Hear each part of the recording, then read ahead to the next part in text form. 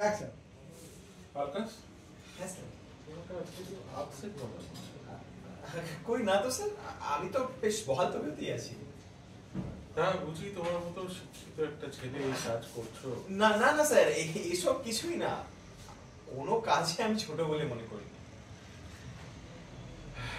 তবে একটা কথা বলে রাখি, কোনো রকম মনে কোনো কিছু অসুবিধা হলে বা কিছু বলার দরকার হলে আমাকে আনবে, ঠিক আছে? একদম কিন্তু মন খারাপ করবে না কোনো ব্যাপারে, আমাকে সবসময় জানাবে। আচ্ছা আচ্ছা স্যার। ঠিক আছে? ঠিক ঠিক আছে, তুমি এসো। ঠিক আছে স্যার। বেরিয়ে